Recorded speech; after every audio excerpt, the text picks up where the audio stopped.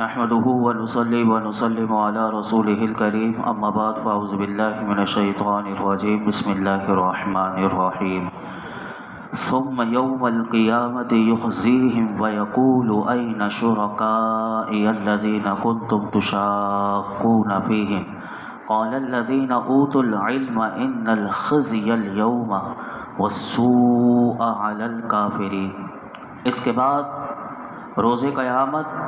اللہ انہیں ذلیل و رسوا کرے گا اور ان سے پوچھے گا کہاں ہے وہ میرے شریک جن کے بارے میں تم جھگڑا کیا کرتے تھے۔ کہیں گے وہ لوگ جنہیں علم دیا گیا ہے بلا شبہ آج ہر قسم کی رسوائی اور بربادی کافروں کے لیے ہے۔ الذین تتوفاہم الملائکۃ ظالمی انفسہم، جن کی جانیں فرشتے قبض کرتے ہیں درآں حال کہ وہ اپنے آپ پر ظلم کر رہے ہیں۔ فَأَلْقَوُا السَّلَمَ مَا كُنَّا نَعْمَلُ مِن سُوءٍ، تب وہ سر تسلیم خم کرتے ہوئے کہتے ہیں ہم تو کوئی برا کام نہیں کیا کرتے تھے۔ بھلا اہل علم جواب دیں گے نہیں، ان اللہ علیم بما کنتم تعملون، تم بڑے بدکار تھے، بے شک اللہ خوب جانتا ہے جو برے کام تم کیا کرتے تھے۔ فادخلوا ابواب جہنم خالدین فیہا فلبئس مثوی المتکبرین، پس اے کافرو داخل ہو جاؤ جہنم کے دروازوں میں سے، تمہیں ہمیشہ رہنا ہوگا وہاں، بے شک برا ٹھکانہ ہے غرور و تکبر کرنے والوں کے لیے۔ یہ لوگ جو آج غرور و تکبر کے پہاڑ بنے بیٹھے ہیں اور دوسرے لوگوں کو بھی اسلام سے برگشتہ کرنے کے لیے پوری طرح کوشاں ہیں، ان کی بساط تو اتنی ہے کہ جب ملک الموت اپنی جماعت کے ساتھ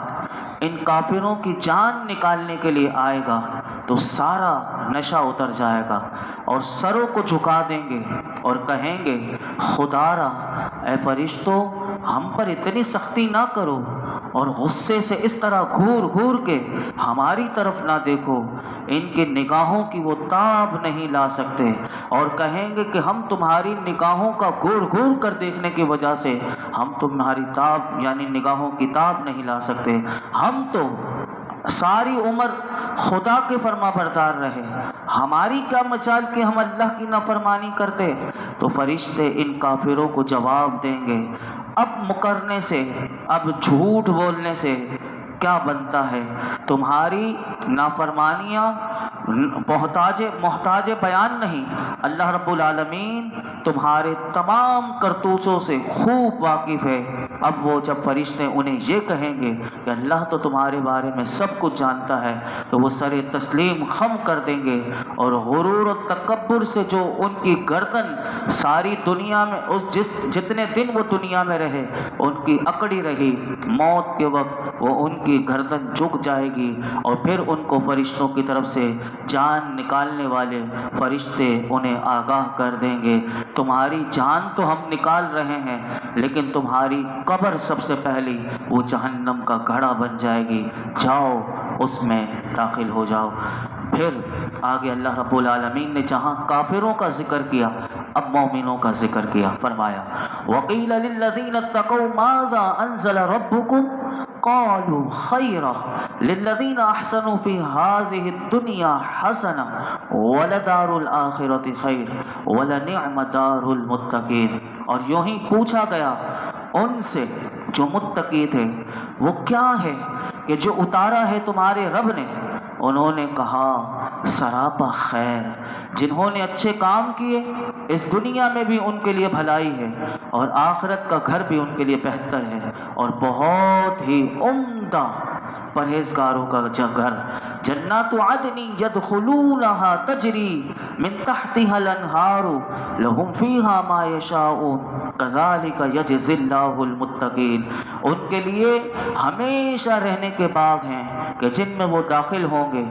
رواں ہوگی ان کے نیچے نہریں، ان کے لیے وہاں ہر وہ چیز ہوگی جس کی وہ خواہش کریں گے، کذالک یجزی اللہ المتقین۔ یوں بدلہ دیتا ہے اللہ پرہیزگاروں کو، الذین تتوفاہم الملائکۃ طیبین، وہ متقی جن کی روحیں فرشتے قبض کرتے ہیں اس حال میں کہ طیبین، فرمایا کہ وہ خوش ہوتے ہیں، یقولون سلام علیکم، تو اس وقت وہ جو فرشتے جو جان نکالنے والے ہوتے ہیں تو ان سے وہ فرشتے جس مومن کی جس متقی کی جان نکال رہے ہوتے ہیں اس سے کہتے ہیں اے نیک بختو، سلامتی ہو تم پر، ادخلوا الجنہ، داخل ہو جاؤ جنت میں، بما کنتم تعملون، ان نیک اعمال کے باعث جو تم کیا کرتے تھے۔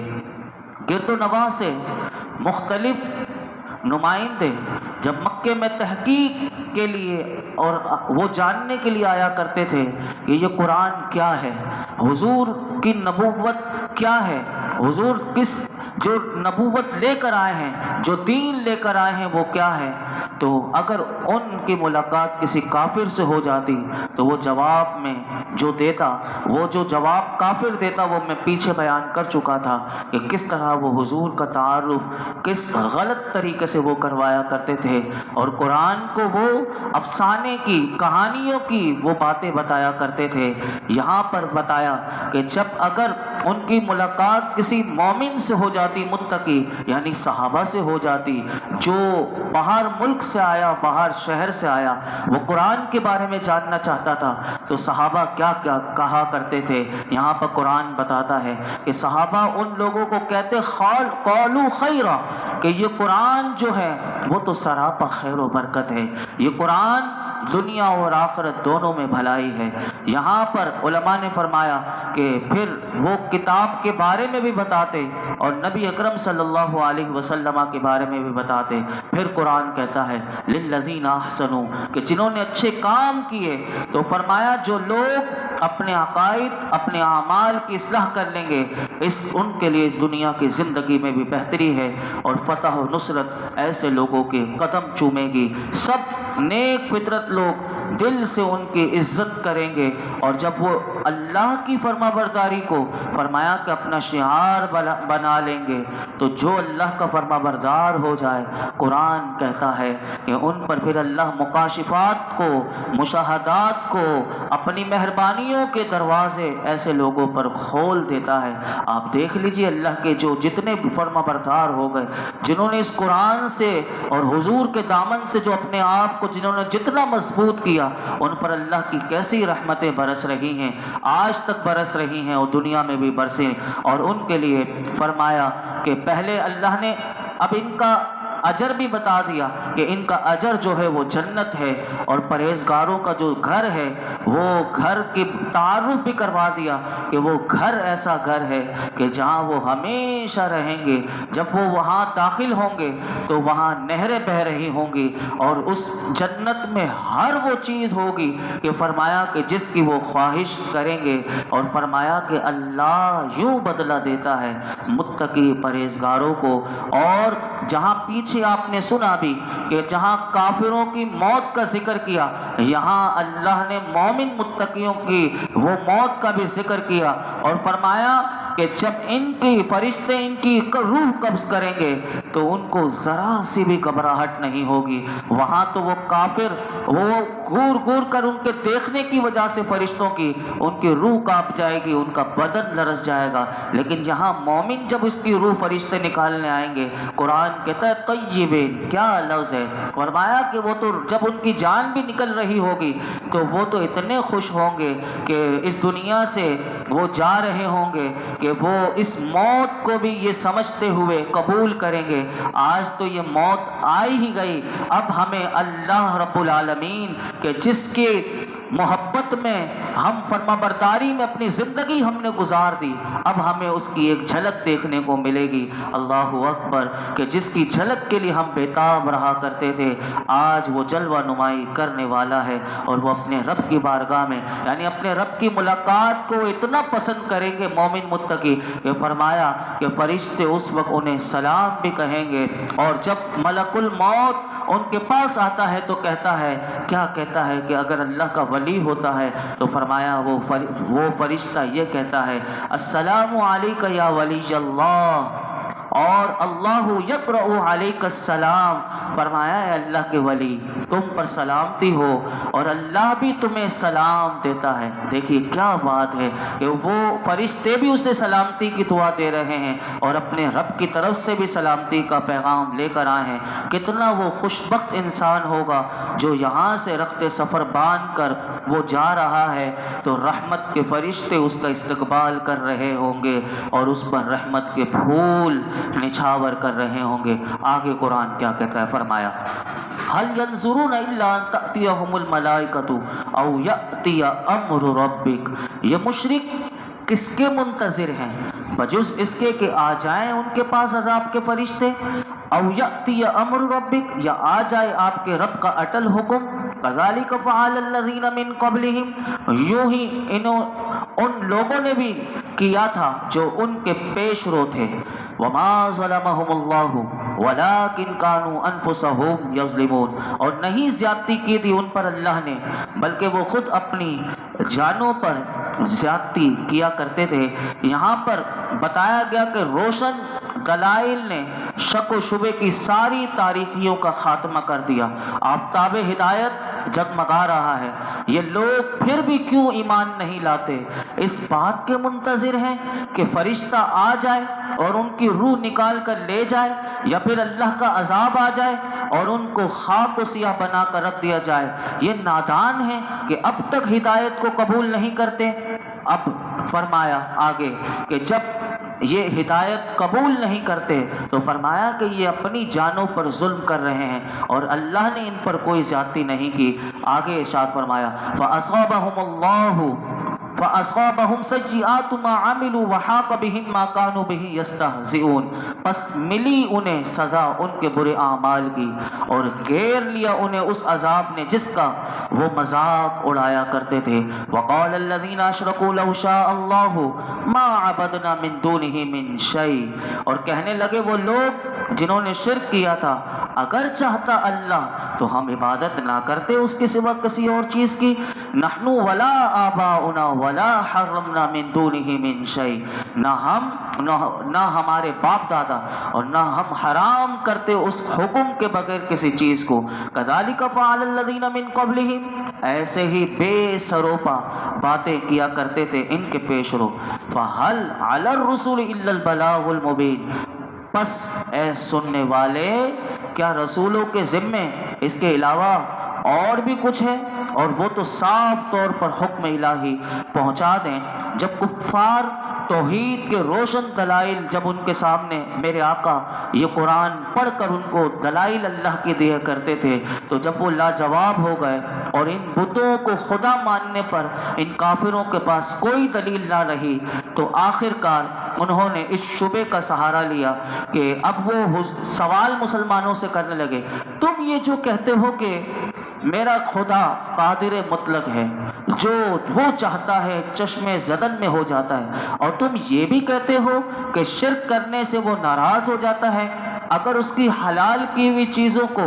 حرام بنایا جائے تو وہ ناپسند کرتا ہے، تو پھر وہ ہمیں شرک کرنے سے باز کیوں نہیں رکھتا؟ آج تک ہم بھی اور ہمارے آباء و اجداد بھی شرک کرتے رہے تو اس نے ہمیں شرک کرنے کی طاقت سے محروم کیوں نہ کر دیا؟ کیوں نہ ہمیں مجبور کر دیا کہ ہم اللہ کی توحید کا اعتراف کریں؟ تو اس کا جواب یہ دیا گیا کہ یہ بیہودہ باتیں جو تم اب کر رہے ہو کہ اللہ نے ہمیں مجبور کیوں نہ کر دیا، کہ اگر ہم یہ اللہ کی مرضی نہ ہوتی، اس کی مشیت نہ ہوتی تو ہم یہ شرک کرتے ہی نہ، تو گویا کہ وہ آگے یہ آخری دلیل دے رہے ہیں۔ تو ان کا جواب یہ دیا کہ یہ بیہودہ بات تم نہیں، تمہارے جو آباء و اجداد تھے وہ بھی یہی کہا کرتے تھے کہ جب وہ بھی توحید کے سامنے لاجواب ہو جاتے دلائل کے سامنے تو وہ بھی اس شبے کی آڑ لیا کرتے تھے، اور انہوں نے کبھی سمجھا ہی نہیں کہ رضا کیا ہوتی ہے اور مشیت کیا ہوتی ہے، اور یہ رضا اور مشیت کو لازم و ملزوم سمجھ کر انہوں نے بھی ٹھوکر کھائی تھی، اور تم بھی یہی غلطی کر رہے ہو اور یہ کہتے ہو۔ تو پھر اس کا جواب سنو، اس کا جواب بھی قرآن نے کتنا زبردست دیا کہ فرمایا کہ بے شک اگر وہ چاہتا تو تمہیں مجبور کر دیتا کہ تم اس کی توحید کو قبول کرو، ایک اللہ کو مانو اور بتوں کی پرستش نہ کرو، بتوں کو خدا نہ بناؤ۔ فرمایا کہ پھر ایک گدھے میں اور ایک انسان میں کیا فرق رہ جاتا؟ ایک گدھا اور ایک انسان، جس کو انسان کو اللہ نے دوسری تمام مخلوقات پر اس کو شرف جو بخشا تھا، اس کی وجہ یہی تھی کہ انسان کو اللہ نے اپنی راہ منتخب کرنے میں آزادی دی، اور فرمایا اسے حق بھی بتا دیا، باطل بھی اللہ نے سمجھا دیا، اسے گمراہی کی، ہدایت کی ساری راہیں اللہ نے بتا دی۔ پھر اسے کہہ دیا کہ اے انسان، یہ دو راستے ہیں، ایک صراط مستقیم ہے اور ایک شیطان کا راستہ ہے، اب تو نے کس راستے پر چلنا ہے، تجھے اختیار ہے۔ اور فرمایا انبیاء کی بعثت کا مقصد یہ ہوتا ہے، رسولوں کا مقصد یہ ہوتا ہے کہ وہ صرف حق اور باطل کو ایک دوسرے سے ممتاز کر دیں، اور اگر کسی کو راہ ہدایت پر مجبور کرنا، یاد رکھنا یہ رسولوں کی بھی ذمہ داری نہیں، رسولوں کا کام صرف اتنا ہے کہ وہ صرف اللہ کا پیغام پہنچاتے ہیں، کسی کو بھی مجبور نہیں کرتے۔ آگے ارشاد فرمایا وَلَقَدْ بَعَثْنَا فِي كُلِّ أُمَّةٍ رَسُولًا أَنِ اعْبُدُوا اللَّهَ وَاجْتَنِبُوا الطَّاغُوتَ فَمِنْهُمْ مَنْ هَدَى اللَّهُ وَمِنْهُمْ مَنْ حَقَّتْ عَلَيْهِ الضَّلَالَةُ فَسِيرُوا فِي الْأَرْضِ فَانظُرُوا كَيْفَ كَانَ عَاقِبَةُ الْمُكَذِّبِينَ۔ فرمایا کہ ہم نے بھیجا ہر امت میں ایک رسول جو انہیں یہ تعلیم دے کہ عبادت کرو اللہ کی اور دور رہو طاغوت سے۔ سو ان میں سے کچھ وہ لوگ تھے جنہیں اللہ نے ہدایت دی، اور ان میں سے کچھ ایسے بھی تھے جس پر گمراہی مسلط ہو گئی۔ پس سیر و سیاحت کرو زمین میں اور اپنی آنکھوں سے دیکھو کس قدر عبرت ناک تھا انجام رسولوں کو جھٹلانے والوں کا۔ بس اس کا مختصر میں خلاصہ بیان کر کے اپنی گفتگو سمیٹتا ہوں۔ اس آیت میں اللہ رب العالمین نے سب سے پہلے تو اپنے محبوب سے فرمایا، اے محبوب، آپ کا نبی بن کر آنا کوئی اچھمبا نہیں، کوئی نئی بات نہیں، بلکہ آپ سے پہلے بھی انبیاء تشریف لائے اور انہوں نے آ کر لوگوں کو یہی دعوت دی، سارے نبیوں نے یہی دعوت دی کہ صرف ایک اللہ کی عبادت کرو، اور گمراہی اور ضلالت کے جتنے سرغنہ ہیں ان سے دور رہو، تو اس میں تمہاری سلامتی ہوگی، اور یہی فلاح کی رات ہے۔ آج ہم بھی یہی کہتے ہیں کہ آج جتنے گمراہ کرنے والے ہیں ان سے دور رہنا ہمارے لیے بہت ضروری ہے، کیونکہ یہی قرآن بھی بتاتا ہے کہ جو گمراہی اور ضلالت کے سرغنوں کے پاس جائے گا تو پھر اس کی سلامتی قائم نہیں رہے گی اور وہ فلاح کی راہ سے ہٹ جائے گا۔ یہاں قرآن نے طاغوت کا لفظ استعمال کیا۔ علماء فرماتے ہیں طاغوت میں شیطان، کاہن، بت، ان سبھی کو طاغوت کہا جاتا ہے۔ اسی طرح اس آیت میں یہ بھی بتایا کہ انبیاء کی آمد کا نتیجہ یہ نکلا کہ بعض لوگوں کو اللہ نے ہدایت دی اور بعض کے مقدر میں گمراہی لکھ دی۔ یہ اب یہاں پر ایک سوال اعتراض کرنے والے لوگ جو ہوتے ہیں یہ اعتراض کرتے ہیں کہ یہ جو قرآن نے کہا فَمِنْهُمْ مَنْ هَدَى اللَّهُ، کہ پس ان میں سے کچھ وہ لوگ تھے جنہیں اللہ نے ہدایت دی، وَمِنْهُمْ مَنْ حَقَّتْ عَلَيْهِ الضَّلَالَةُ، اور ان میں سے کچھ ایسے تھے جس پر گمراہی مسلط ہو گئی۔ تو اعتراض کرنے والے یہ اعتراض کرتے ہیں کہ پھر یہ تو امتیازی سلوک کیوں رکھا گیا، کسی کو ہدایت دے دی، کسی کو گمراہی کر دی، بعض لوگوں کو کیوں ہدایت دی، بعض لوگوں کو کیوں گمراہ کیا گیا؟ تو یاد رکھیے کہ اس کا جواب بھی بڑا زبردست دیا گیا۔ فرمایا کہ اس کے متعلق سب سے پہلی بات یاد رکھنی چاہیے کہ ہدایت دینا اور گمراہ کرنا یہ اللہ کے اختیار میں، پہلی بات۔ اور دوسری بات یاد رکھیے گا کہ ہدایت دینے یا گمراہ کرنے میں ایک اصول ہے اللہ کا، یہ اصول نہیں پتہ ہوتا، بعض لوگ اب اس کا جواب نہیں دے پاتے۔ تو وہ اصول کیا ہے؟ وہ اصول سن لیجئے۔ وہ اصول یہ ہے کہ جب اللہ رب العالمین کسی نبی کو کسی قوم کی طرف بھیجتا ہے تو وہ نبی جب کسی قوم کے پاس آتے ہیں تو وہ انہیں اللہ کا سب سے پہلے پیغام ہدایت سناتے ہیں، اور وہ جو قوم جو ہوتی ہے وہ غلط کام کر رہی ہوتی ہے تو وہ غلط کام کے بارے میں بتاتے ہیں کہ یہ غلط کام اللہ کو پسند نہیں۔ تو فرمایا کہ وہ پیغام قوم پوری سنتی ہے، پوری قوم کو پیغام پتہ ہوتا ہے، لیکن پوری قوم میں سے سب کا رد عمل ایک جیسا نہیں ہوتا۔ بعض ایسے ہوتے ہیں کہ جو نبی کی گستاخی نہیں کرتے اور وہ سنتے ہیں کہ آپ قرآن میں یہی اصول آپ کو ملے گا ہر جگہ کہ جو نبی کے پیغام کو سنتے ہیں اور پھر اس میں جا کر وہ غور و فکر کرتے ہیں اور اپنے عقائد اور اپنے اعمال کو وہ دیکھتے ہیں کہ جو نبی نے اللہ کا پیغام سنایا اس کے سامنے رکھتے ہیں، اور جو اللہ نے ان کو عقل دی ہے اس عقل سلیم کی روشنی میں اس کو پرکھتے ہیں، اس کا جائزہ لیتے ہیں، اس کا انالائسس کرتے ہیں۔ تو فرمایا کہ جب ان پر آشکار ہو جاتا ہے کہ وہ جو عقائد اور اعمال جو انہوں نے اپنائے ہوئے ہیں وہ غلط ہیں، تو فرمایا کہ اب وہ ان سے دستکش ہونے کی کوشش کرتے ہیں۔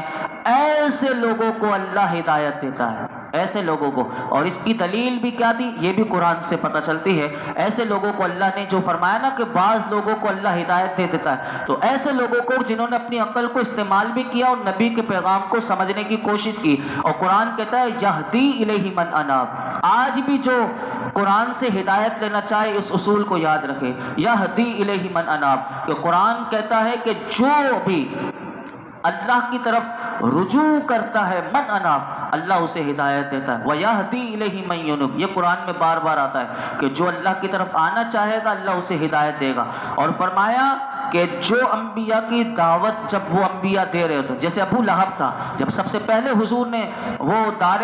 کوہ صفا کے پہاڑ پر کھڑا ہو کر میرے آقا نے جب سب سے پہلی دعوت دی تھی، تو فرمایا جب انبیاء کی دعوت کو لائق اعتنا ہی نہیں سمجھتے اور ان کے اخلاص اور ایثار کا جو قوم مذاق اڑاتی ہے اور حق کی روشن دلیلیں دیکھ کر بھی آنکھیں بند کر لیتی ہے، فرمایا ایسے لوگوں کے مقدر میں پھر گمراہی لکھ دی جاتی ہے۔ اور اس حقیقت کو بھی یہ بھی قرآن بتاتا ہے وَيُضِلُّ اللَّهُ الظَّالِمِينَ، کہ جو بھی ظلم کی روش اختیار کرے گا اللہ انہیں گمراہ کر دیتا ہے۔ تو یاد رکھیے اس اصول سے یہ بات سمجھ میں آ گئی، اور اعتراض کرنے والوں کا جواب یہ ہے کہ جن کے دل میں ہدایت کی طلب پیدا ہوتی ہے تو فرمایا اسے ہدایت کا انعام بخشا جاتا ہے، اور جو دانستہ اپنی آنکھیں بند کر لیتا ہے اور پیغام ہدایت سننے کے بعد بھی وہ تیار نہ ہو تو اسے گمراہ کر دیا جاتا ہے۔ فرمایا کہ جو لوگ ہمارے رسولوں کی تکذیب کرتے رہے، ہمارے کلام کو جھٹلاتے رہے، نبی کے معجزات کو وہ سحر اور نظر بندی جادو کہتے رہے، فرمایا آخر کار ایسے لوگوں کو تباہ ہونا پڑا۔ ایسے لوگوں کے لیے سب کے لیے دعوت ہے۔ قرآن کہتا ہے فانظروا کیف کان عاقبۃ المکذبین، اور ان کو دعوت دی فسیروا فی الارض، سب کے لیے پیغام ہے کہ اگر تم جھٹلانے والوں کو تم ان کی بستیوں میں جاؤ اور جا کر دیکھ لو کہ اللہ رب العالمین نے مختلف ممالک کا تم سفر کرو، اور جو جس کا قرآن نے ذکر کیا جن کی بستیاں پوری اجاڑ دی، جن کو تباہ و برباد اللہ نے کر دیا، آج بھی وہ ویران کھنڈرات اور وہ بستیاں آج بھی پیغام دے رہی ہیں، اور وہ تمہیں بتا رہی ہیں کہ جس نے بھی اللہ اور اللہ کے رسول کے پیغام کو جھٹلا دیا وہ تباہ و برباد ہو گئے۔ اللہ رب العالمین ہم سب کو بھی قرآن حکیم سے اپنا رشتہ مضبوط کرنے کی توفیق عطا فرمائے۔ الحمدللہ رب العالمین والصلاة والسلام علی سید الانبیاء والمرسلین وعلی آلہ وصحبہ اجمعین۔ یا رب العالمین جو کچھ ہم نے قرآن حکیم میں سے سنایا اس میں کوئی غلطی کوتاہی ہو معاف فرما، اپنی بارگاہ میں قبول فرما، نماز عشاء ادا کرنا اپنی بارگاہ میں قبول فرما، اپنے محبوب کی سچی غلامی کی توفیق نصیب فرما،